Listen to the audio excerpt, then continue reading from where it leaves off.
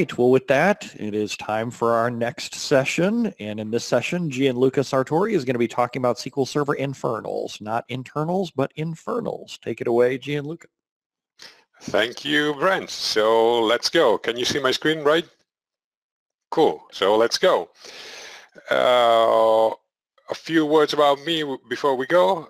My name is Gianluca Sartori. I'm an independent SQL Server consultant, data platform MVP, and I've been working with SQL Server since version 7, so a long time ago.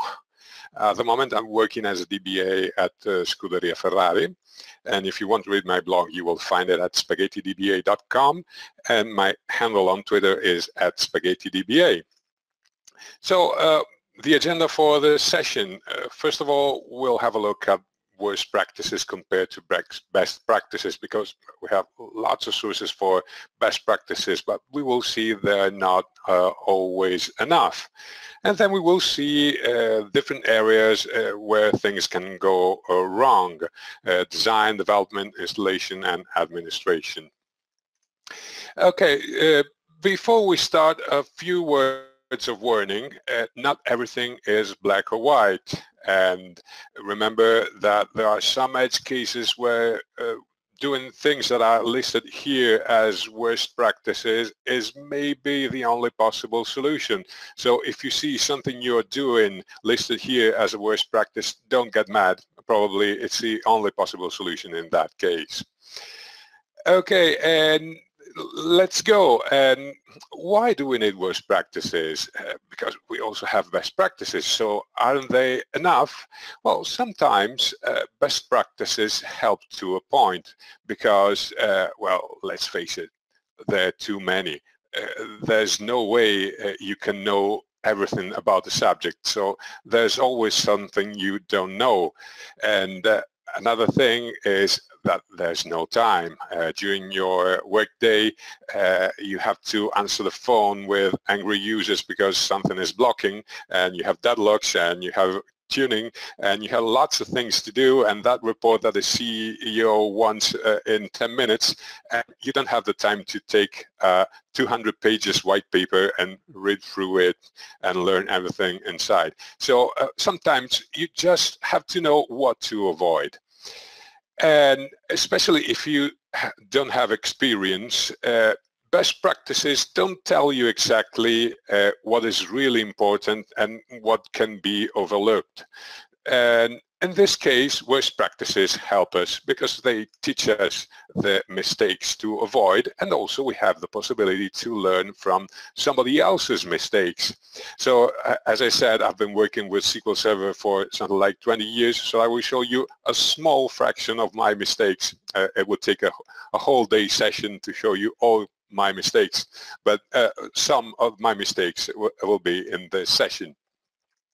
Okay, if we organize worst practices in areas, we can have things that have to do with the design of the database. So the schema design itself, the choice of the data types and naming conventions, and then things that have to do with development. So the way you write your code, the way you test it, the way you set up your environment, and then things that have to do with more administration concepts like installation, so the choice of hardware, the way you configure the operating system, the installation of SQL Server itself, and then things that have to do with administration, so recovery, security, capacity, performance, and monitoring.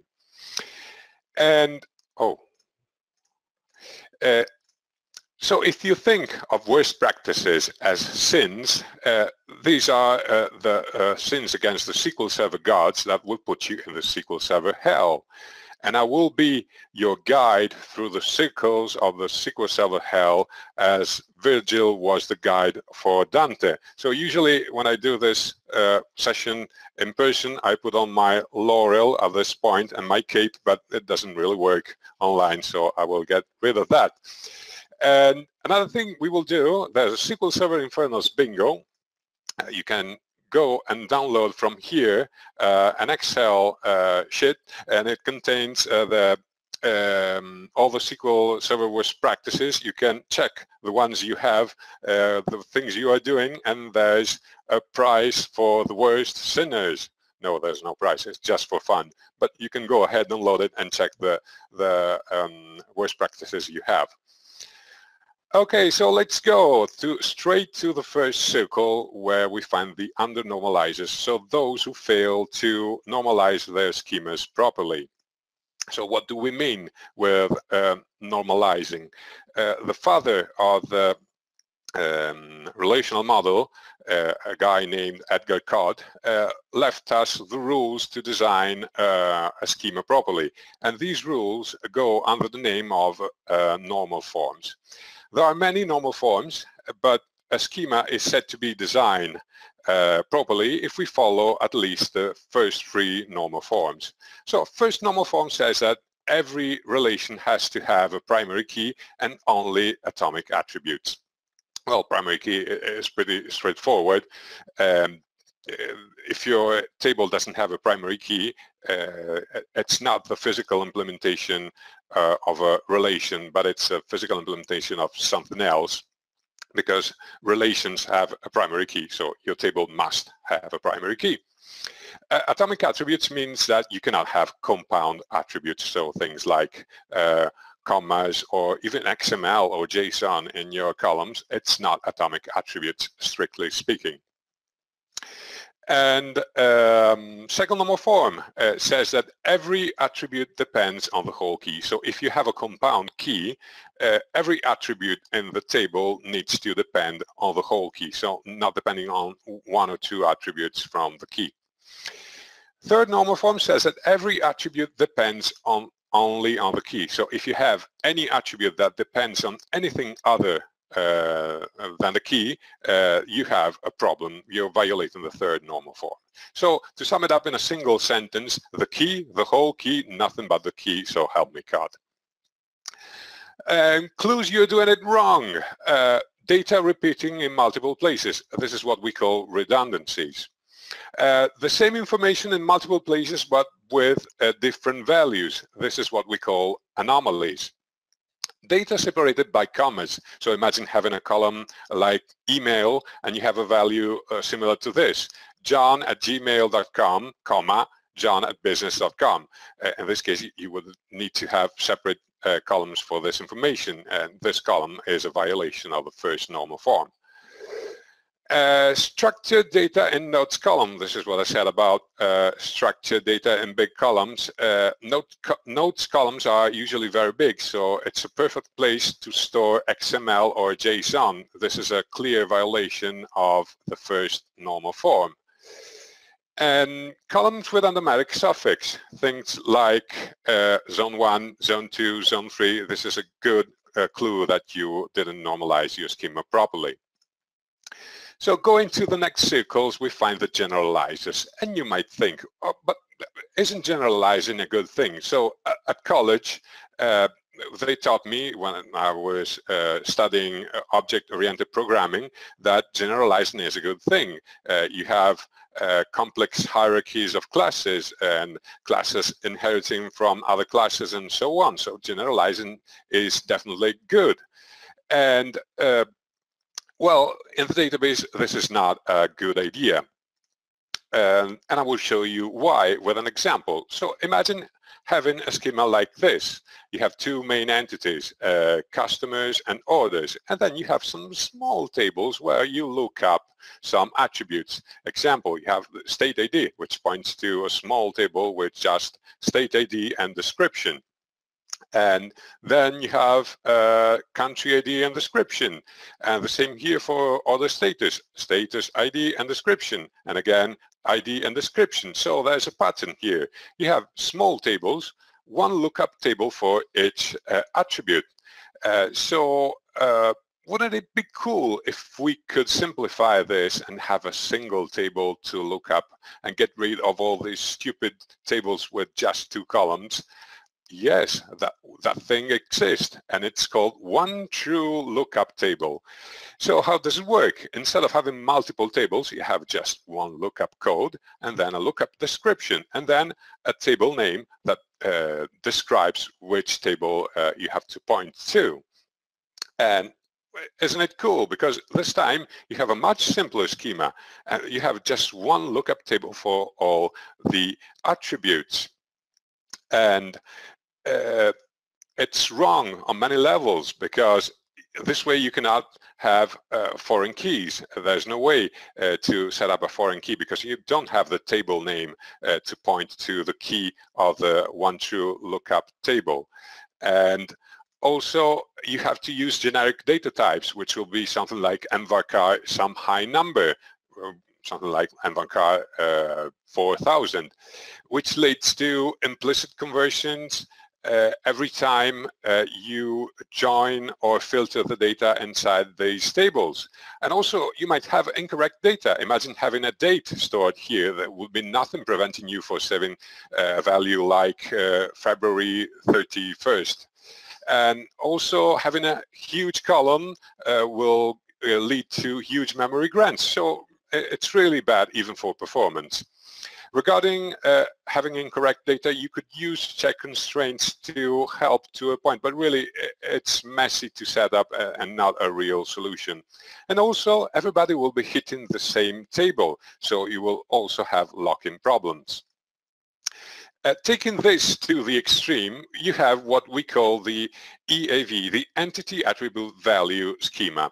In this case, you still have customers and orders, so the normal entities, and then you have custom attributes that you don't add directly to the tables, to the main entities, but you store them in a particular table which is called attribute values.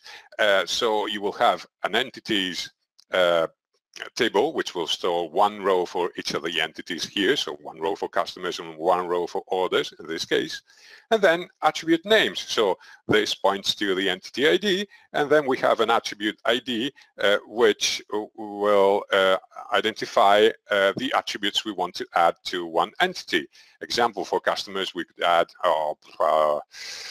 the shoe size, and the attribute values here will have the attribute ID, the entity ID, so coming from attribute names, and then this ID is the ID from the referencing table, so from customers, and the value will be the shoe size in this case. And again, we need to use a generic data type. So this is really bad on so many levels that will get you the instant damnation badge. Okay, so let's see why it's bad. Again, as we said, for one to lookup table, you will have to use generic data types. Again, you cannot use foreign keys, so really bad. No check constraints, because the values are stored in rows and not in columns. And if you have a multi-column check constraint, you cannot create one, because you cannot reference anything that is not on the same row.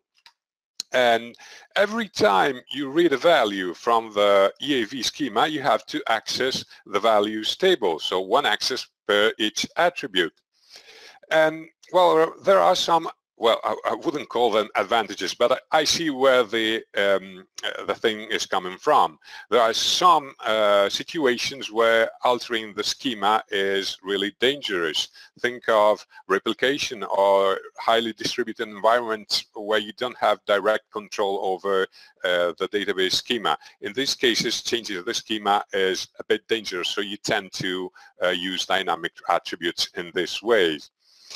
And another thing, reporting on top of EAV is really hard, because you have to turn things that are in rows, you have to turn them in columns to report on those values. The same goes for writing to the schema, because you have to write rows. One way to work around this is to use a pivot query and transform what you have in rows in columns with a pivot or crosstab query.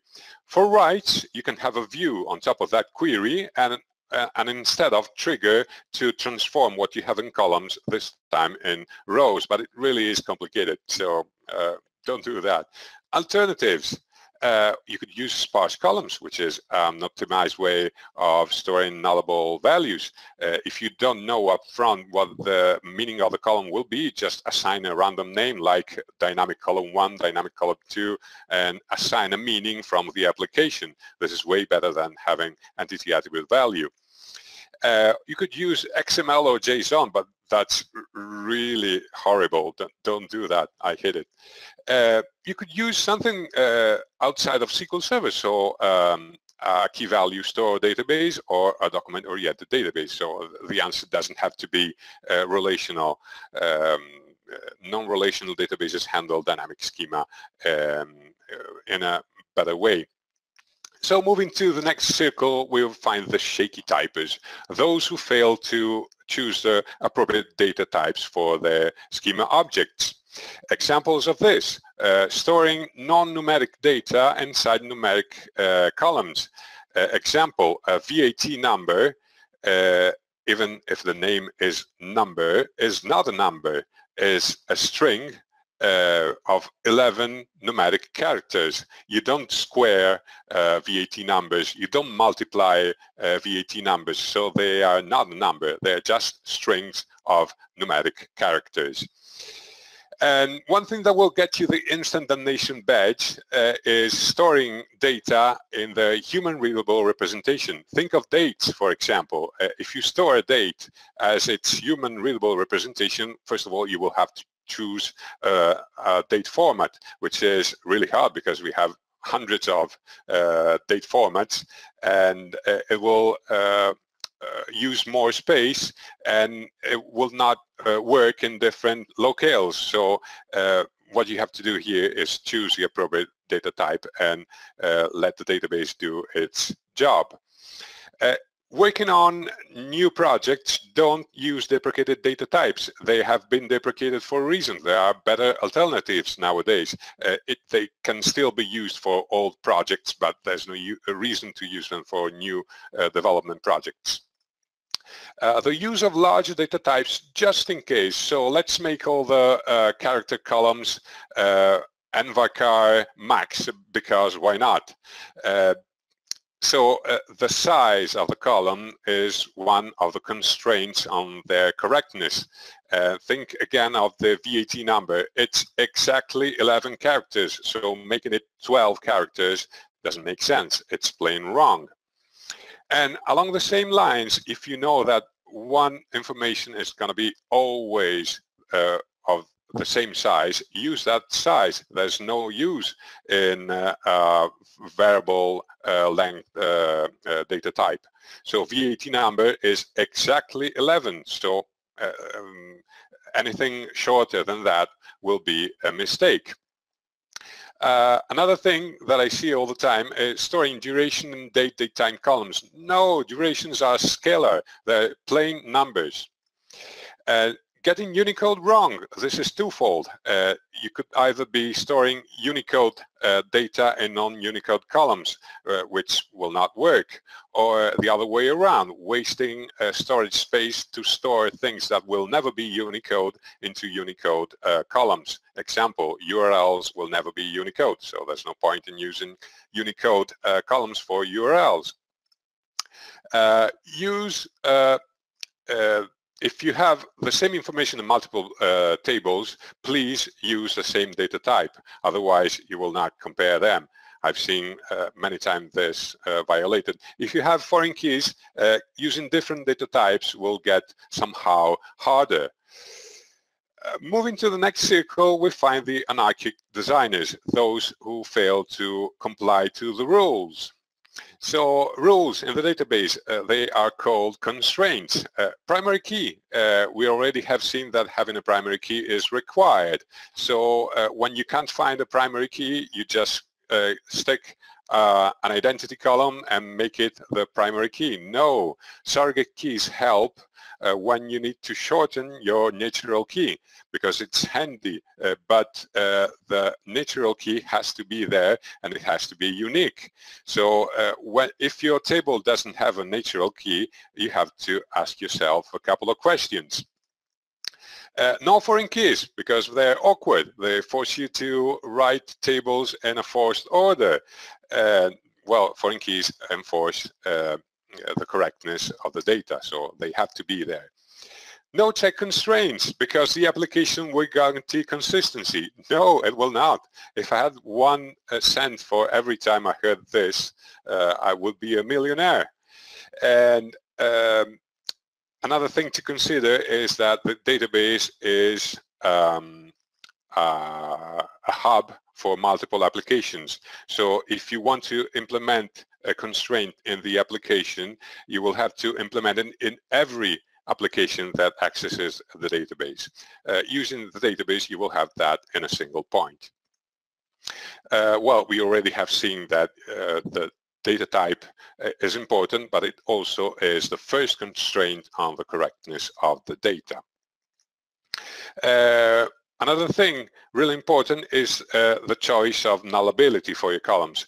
If an information is required, you don't have to mark it as nullable in your schema.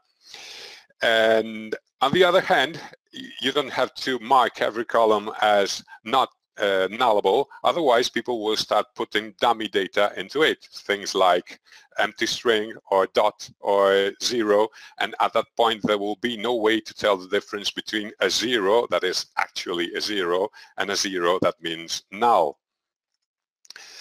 Moving on, let's go to the 5th circle, where we find the inconsistent Baptists, those who fail to choose appropriate names for their database objects. And it looks like many of them come from Hungary, because we have the Hungarian notation. Hungarian notation is something that we had in the early days of computer programming, where we had programming languages that didn't have proper data types. So in order to identify the data type of a variable, you had to put a prefix on the name. So we had str underscore something for strings and I underscore something for integers and so on. Translated into the database, it becomes tbl underscore something for tables and vw underscore something for views. It's also called Volkswagen naming.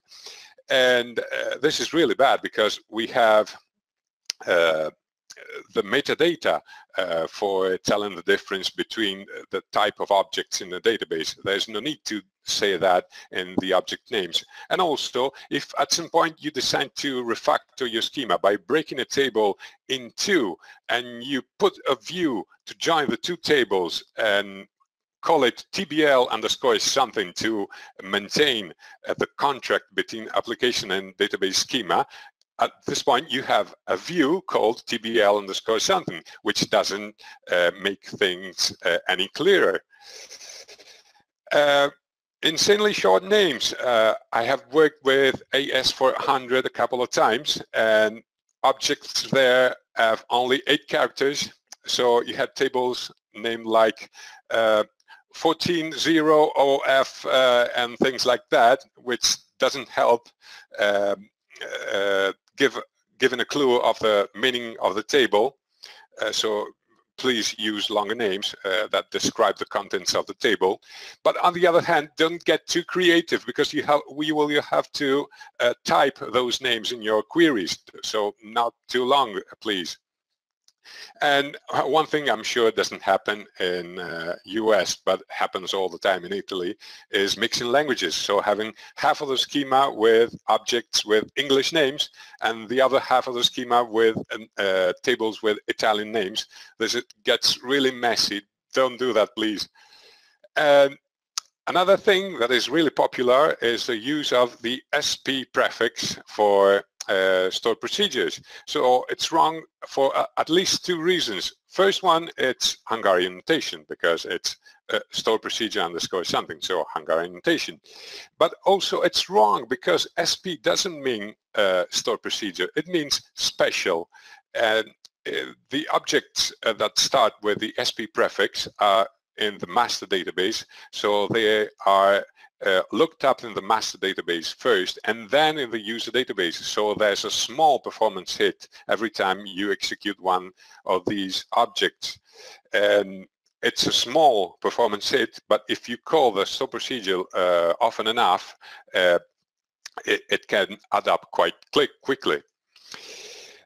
If you hate yourself, you can use reserved words or illegal characters in your object names, but at that point you will have to use square brackets every time you type one of those names, which is not ideal. And another thing that you can do if you hate yourself is fail to explicitly name your constraints. If you don't give a name explicitly, SQL Server will do that for you and will use a random name. So if you distribute a script that creates a constraint without specifying the name and you execute it in multiple instances, each instance will get a different random name. So when you will try to drop or alter that constraint with another script, you won't know which name to put in your script. And well, the worst thing is to have no naming convention or multiple naming conventions, which is pretty much the same. So choose one and stick with it. Moving to the next circle, we have the environment polluters.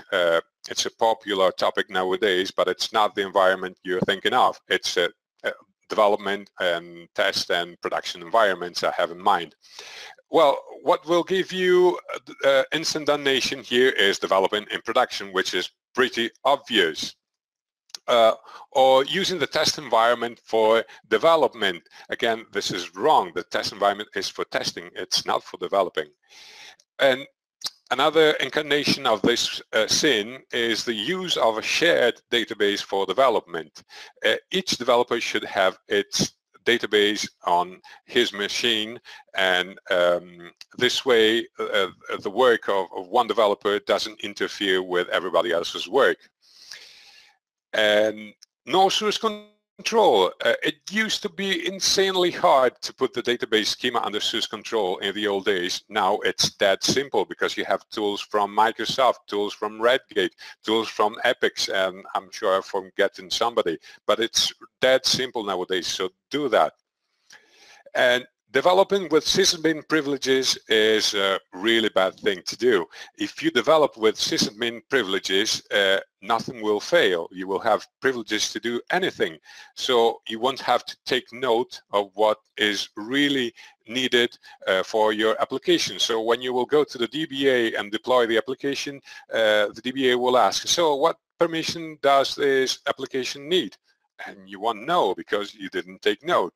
So the correct way to do this is to start with no privileges, and every time you try to do something and it fails, you grant permission to one or more roles inside the database, and when you go to production, the DBA will ask, what permission does this application need? And you will say, I have no idea, but it's what's in the roles, so just add users to roles and you're done.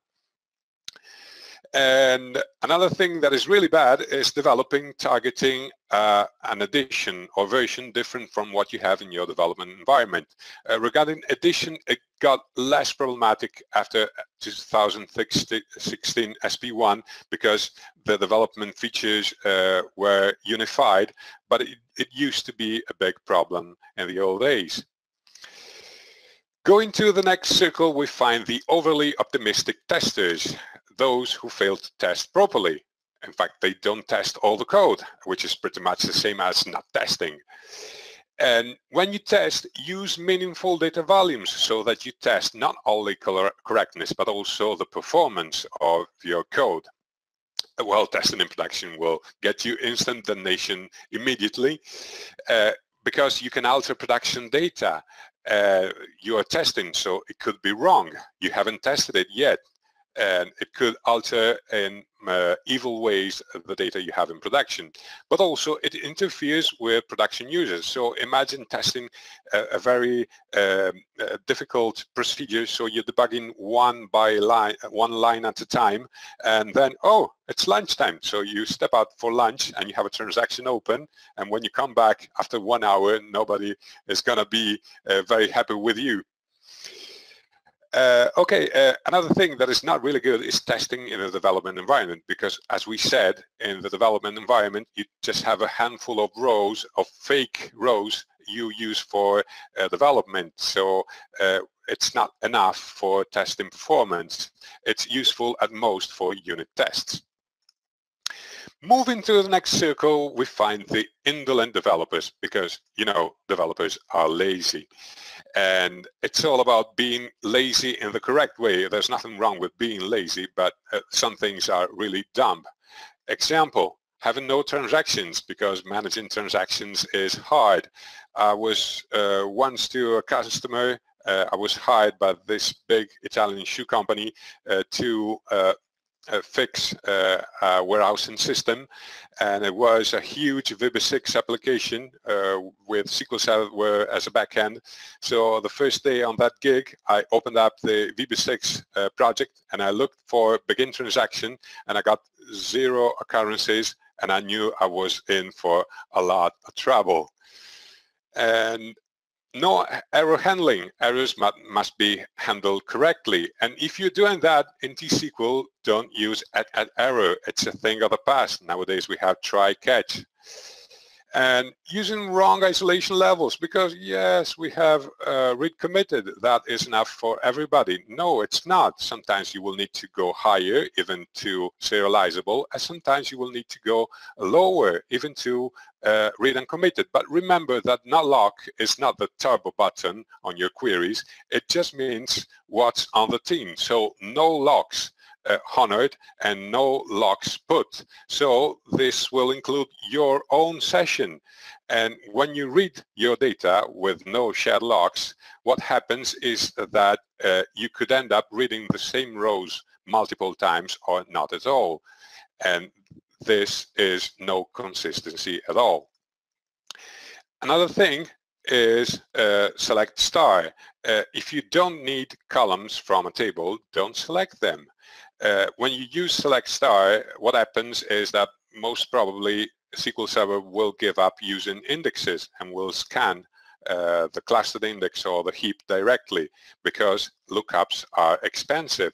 And also remember that the columns you don't use in your application but you use in your queries still travel across the network, and you don't want that to happen. Another thing that lazy developers do, because using parameters in queries is hard, they concatenate values inside SQL statements, and this creates code vulnerable to SQL injection, which is one of the worst threats for security. And another thing that I see all the time is not using an abstraction layer, so querying the tables directly. In this case, we should use views and functions and stored procedures to have a contract between the application and the database, so that when you have to change something inside the database, you still can maintain the contract by simply altering your views and functions. Moving to the next circle, we find the stingy buyers, those who don't size hardware for SQL Server properly. What do we have here? The use of inadequate or unbalanced hardware. So you might have noticed that SQL Server licenses are expensive, not as expensive as Oracle licenses, but still not on the cheap side. So having expensive licenses running on inadequate hardware is one of the worst things you could do to yourself. The thing that will get you instant damnation is the reuse of the commissioned servers for new installations.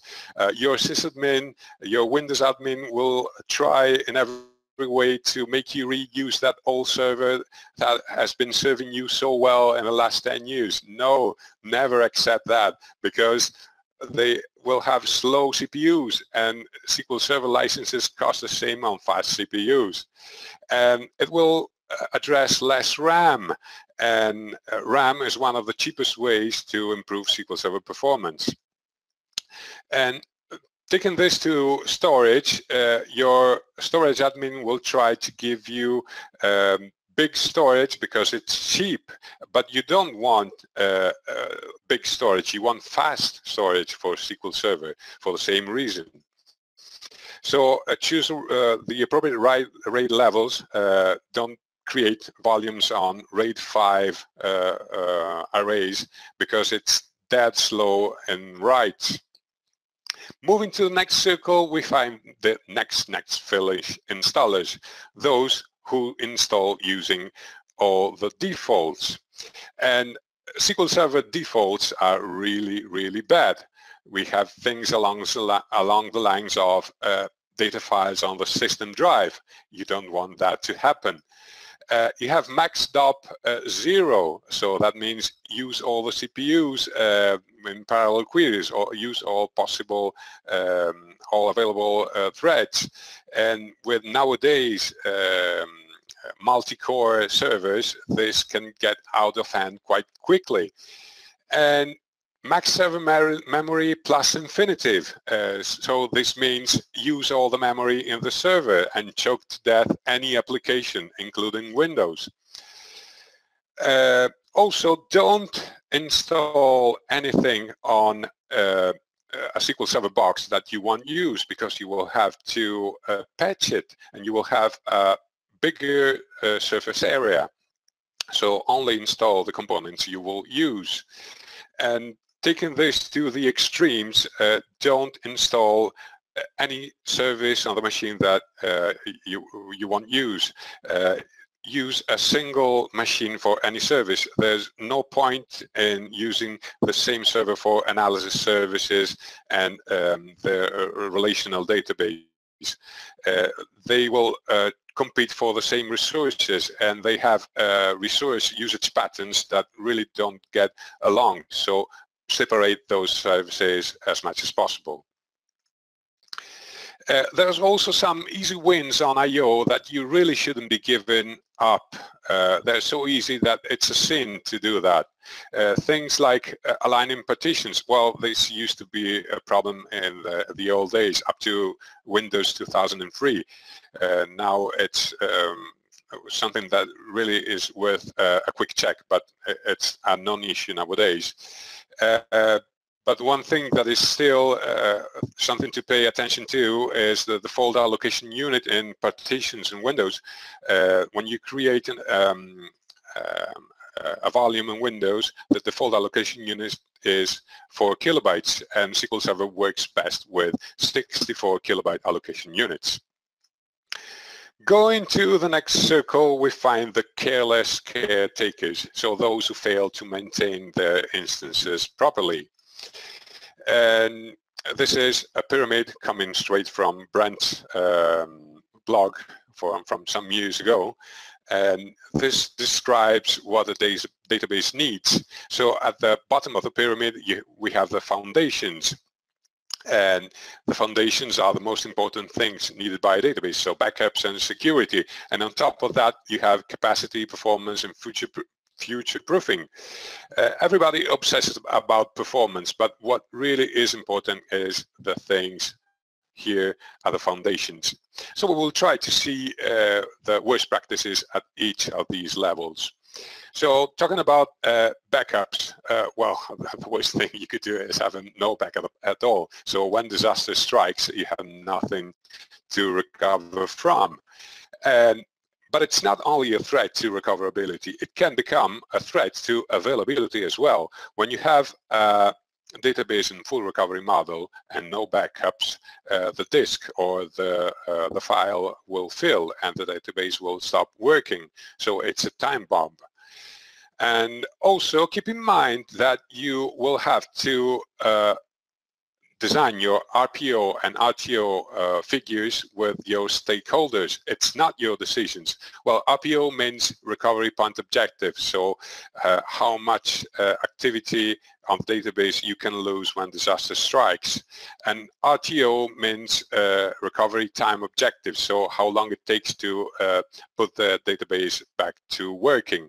And these two numbers are decided by the stakeholders, so don't use a blanket policy for the whole company, fulls every night and logs every 15 minutes. Yes, that's a good starting point, but you cannot use that as a blanket policy without talking to your stakeholders. What will get you instant damnation is not testing your restores. There's no point in having boxes full of tapes with backups inside when you can't restore from those tapes. And so test your restores. And along the same lines, not checking consistency on the database will get you instant damnation as well. If the database is corrupted, the backup will be corrupted as well. So test it. And if you have a corrupt database, using DBCC repair allow data loss does exactly what's on the tin. So it will repair the database and it will allow data loss. And you are paid to avoid data loss. So test your restores. The way to recover from failures is to restore the database, not to lose data. So remember, the responsibility of the DBA is to perform restores, not backups. Nobody gives a damn about backups. It's your tool and nobody else cares but you. Okay, so regarding security, what's the worst practices? Too many sysadmins. I was once to a customer and they had a domain name / authenticated users in the sysadmin role. So that means that everybody in the company is a sysadmin for that instance, which is less than ideal. And everybody authenticating as SA. This will get you instant damnation. Everybody knows the password for SA. So this is bad on so many levels.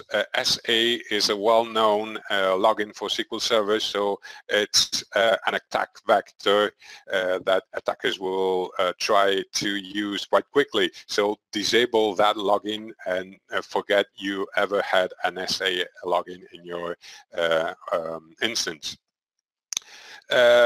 Using SQL authentication, it used to be less secure than Windows authentication. The password was traveling in clear text up to SQL 2000, and now it's traveling securely across the network. But using SQL authentication, it is still a bad thing because of the password.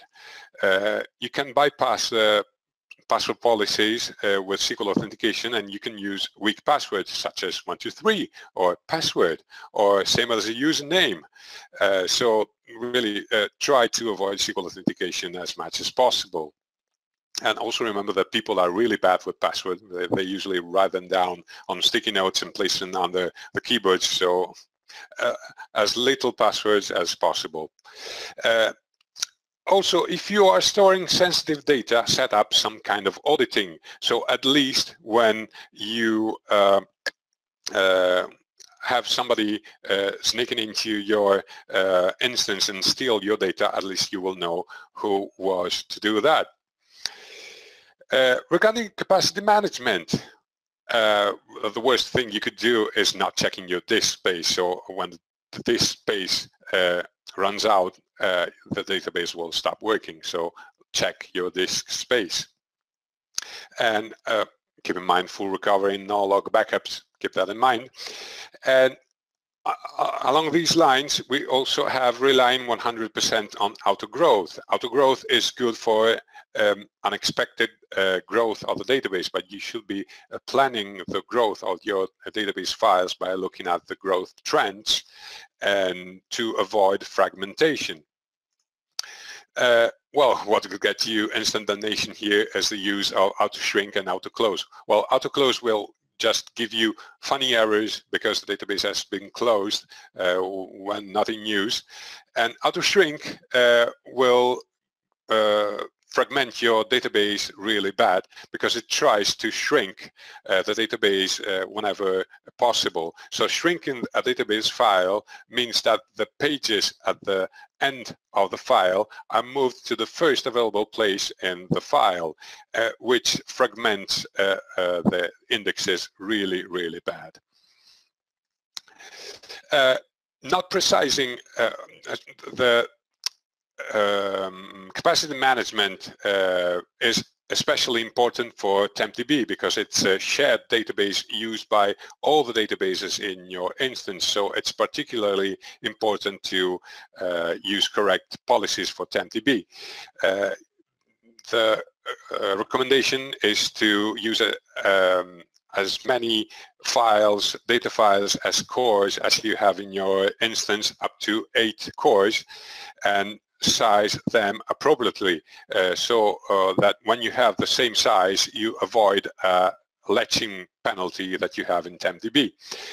Having different sizes will give you latching and striping penalties. Regarding maintenance, well, not maintaining indexes and statistics is a really bad thing. And you need to maintain your indexes, but you don't need to obsess over maintaining your indexes. People often are obsessed about having their indexes contiguous. That's not the goal of maintaining indexes. It's internal fragmentation that really harms you. So the empty space inside your data pages. Nowadays, with the kind of storage that we have, so SANs and Flash, it's not that important to have contiguous indexes. It really doesn't matter. And your reads are never sequential anyway, so that's not the important thing. The important thing is to avoid reading too many pages, so having too much empty space in your pages. So that's the reason why you need to maintain your indexes. One of the worst thing you could do is to use catch-all maintenance plans. So you need to have some kind of maintenance. So let's use maintenance plans because it's easy. So what you do is you rebuild all your indexes because why not? No, you don't need to do that. You need to rebuild only the indexes that need to be rebuilt. So those who have massive fragmentation. And then we reorganize all the indexes because why not? No, you just need to reorganize the indexes that need to do that. So those who have some kind of fragmentation. And then after that, we update statistics because why not? And this gives you sample statistics for even for the statistics that you just have with full scan from a rebuild task. So it really makes your statistics worse and not better.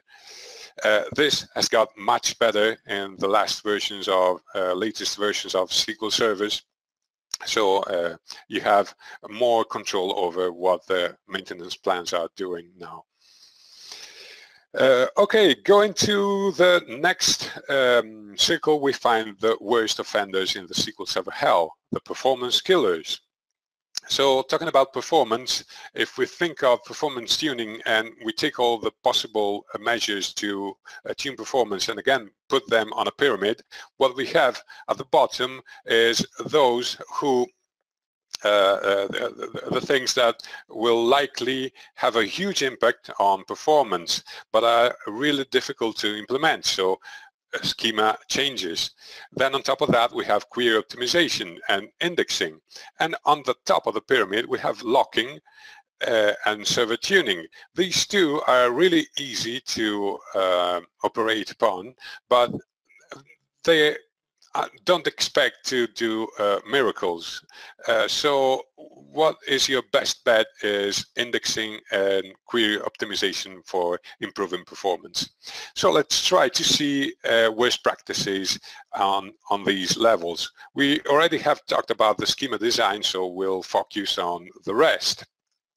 Regarding your code, the worst thing you could do is to have a rebar approach to your coding. Rebar means row by agonizing row, and it means everything that you do one row at a time. So think about cursors, and then while loops, or application-side cursors. If you cycle through your rows from C#, it doesn't make it any better. Just because it's C#, it's still rebar. And scalar and multi-statement functions, it's hidden rebar.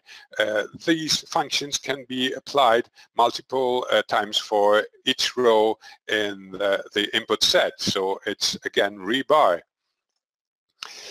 And another thing that I see all the time that is really, really bad is views on views on views on views on views and so on.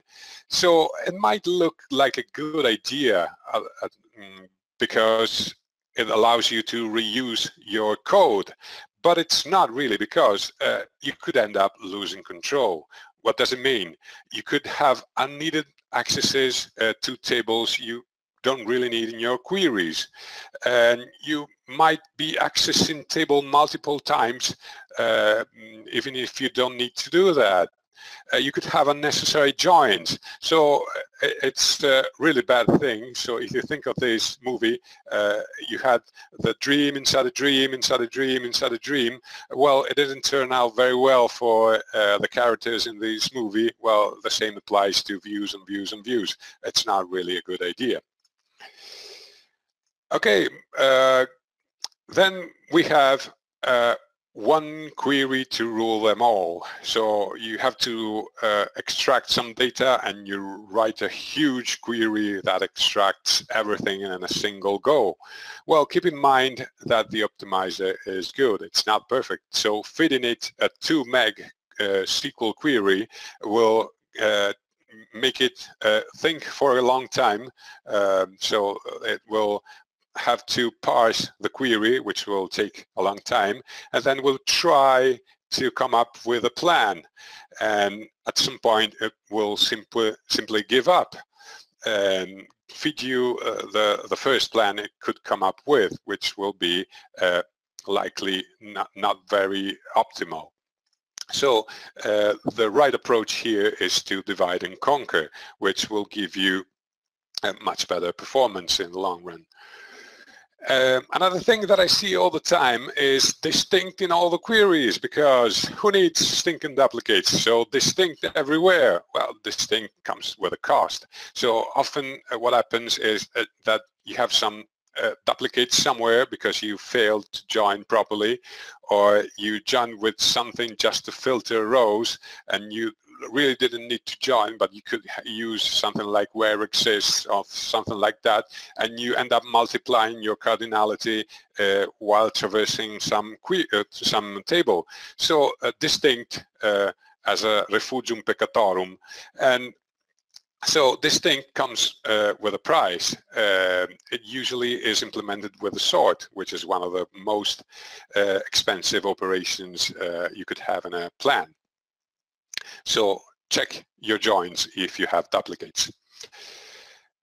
Query hints all over the place, because once a query hint saved your bacon, so let's put hints all over the place. Yay.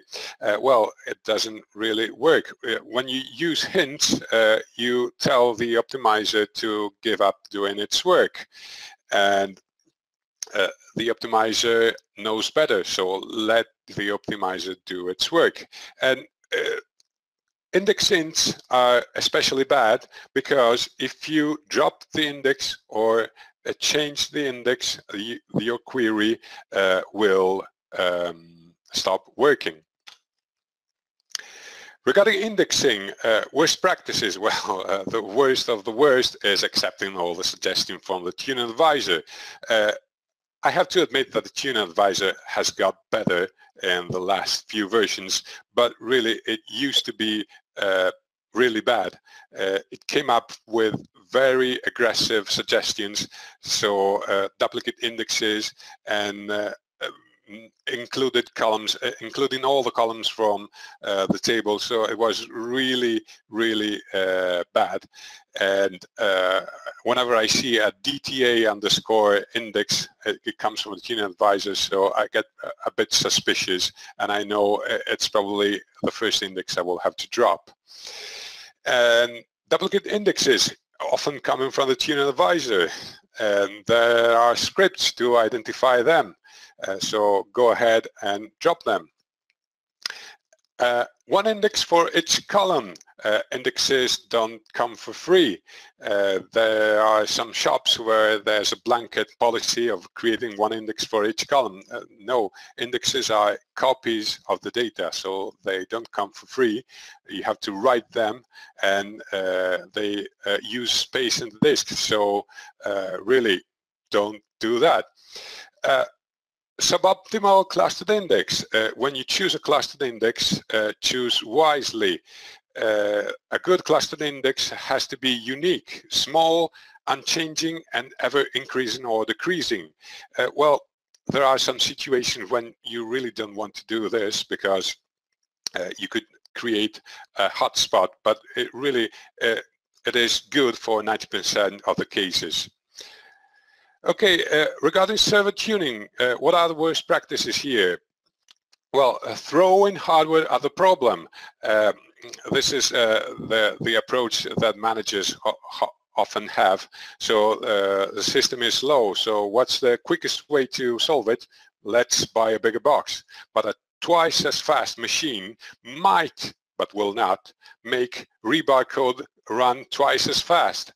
But it will never give you the performance improvement that changing your code to proper set-based code will give you. So when you use set-based code, you might make queries 500 or 5,000 times faster, which you will never get with a bigger box. Using advanced options without testing. So in SSMS you have too handy, too easily to reach some options that you should never use. Anti-fibers, lightweight pulling, or priority boost. So never check those checkboxes in your server properties because it will probably kill your SQL Server or other processes with priority boost.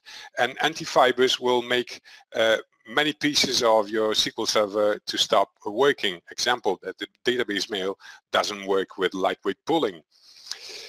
Okay, so these are some of the worst practices. There are many others.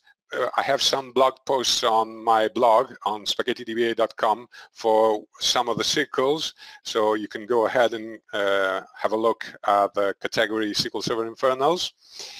And then before we go, there's a tool for you. It's called Best Practices Analyzer, and it highlights potential problems in your databases. So go and check this tool on your databases. It offers some recommendations to fix the things that are off. And before we go, there's the bingo. So if you checked all the worst practices you had, you can go ahead and tweet your score with a GroupBy hashtag, or you can go to Slack and post your score, and you win absolutely nothing, but it might be fun. So that's it. Those are a couple of resources for you. If you want to shoot me an email, ask questions, go ahead and do it. We'll try to reply to your emails. I'm surprised you can keep it to just 1 hour, given as many bad things as people do. Do you get tempted to grow this in longer and longer with the more things that you see out there? I wish I could show you all the hidden slides I have in this deck, but it really doesn't fit in 60 minutes. Nice, very nice. Well, thank you, sir. I do have a question for him, though. Yeah. You mentioned auditing. What would you recommend for using auditing? Sorry, what I recommend? Yeah, you mentioned. Sorry, let me give you more context. Okay. So you mentioned if you have sensitive data that you should be auditing who is accessing that sensitive data. How would you audit that? Like, how would you track that? Well, you have audit in SQL Server Enterprise Edition. It's a bit expensive, but if you have sensitive data, the lawyer might get even more expensive. Awesome, thank you. Thanks to you. Nice. Gianluca, Sure. Did you consider mentioning anything about ROMs in this talk? ORM.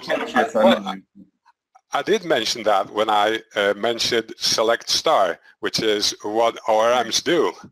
So it's implicitly a worst practice.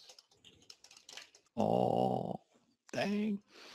Well, nice. honestly, some ORMs are better than others, and they can make projections, but I really don't like ORMs. I always feel that querying the database directly is so easy that there's no point in using ORMs. It can be handy to translate from the result set to the object. So things like micro ORMs, like Dapper, are really good, but things that build queries for you, no thanks. nice. Yeah, it's a bit scary, isn't it? Like, Yep. I always get told by developers that one of the things they really like about ORMs is the type checking when they compile their code. So, but the performance is quite a cost for that, I'd say. Well, regarding type checking, you have strings treated as Unicode all the time, which might get really tricky and skip using indexes. So it's a double-edged sword. Thanks. Brilliant. Thanks to you. I liked how you talked about sizing your columns properly, because I've always had the mental note in my brain. You can always make them bigger, but it's a lot harder to make them smaller once they're big. And so I thought that was fantastic. Thank you. Very cool. Oh, we do have questions coming in. Let's see here. Dinesh says, I'm writing CLR code. Is that a worst practice? I don't think so. Yeah. There's a place for CLR. There are some things that really perform well when coupled strictly with the database, and CLR can be really good for that. Just don't try to do what you would do from your client application in CLR, because that's not what it was designed for. That's true. A lot of people requested that you say the word focus again, because they really like hearing you say that. People love your accent. Yes, that's always good. I never imagined hearing that, because did I mention I'm Italian? No, I don't think. Well, you said you worked for Scuderia Ferrari, which is amazing enough as it is. I'm like, I don't think enough people understand what that. Now, so to explain to everyone, when you say Scuderia Ferrari, what exactly does that mean to American people who aren't smart enough to follow Formula One? It's the team name, the Formula One team. Yeah, not just the people who sell gorgeous cars, the people who drive really, really fast cars. It's like a huge wow. As we said last time, I had this session, I don't see the car very often, so I see SQL servers. I could also work for a sock factory and it would be quite the same. Not as cool as I see. No one can see the car very often because it goes by so fast. That's part of the problem. Great point. It's a beautiful blur. Yes. Larry asks if the query, if exists, select star from, is that appropriate? Is it any worse if I say exists, select star from acceptable? It's completely acceptable, because everything you put in the select list in where exists query is ignored. There was a nice blog post a couple of days ago from Andy Mallon. It was really good. He demonstrated how, or was it Kenneth Fisher? I don't remember. Well, somebody blogged about it this week. Very easy to get them confused. Somebody blogged about it.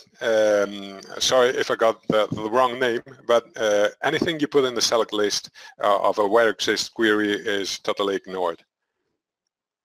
Jeremiah Peshka used to use select 1 divided by 0, and that was always funny to read his code. So yeah, it's SQL Server. That is all over Blitz Cache. Yeah. Several people said, I was really surprised by this. Several people, Dory's the latest one, who says, I second the request for more normalization advice. They would love to see a presentation about what's first normal form, second normal form, third normal form. Folks, if you're watching this, anytime you go, I would love to see a presentation on, you should think about writing it. You should totally think about how would I build an abstract for that. That's, people absolutely love giving up and presenting. Once you get started with it, it's absolutely amazing. We'll try to submit one for the next GroupBy. There you go. Submissions are open now. So yeah, nice job. Well, thank you very much, Gianluca. Nice job. Very excellent there. Thanks to you.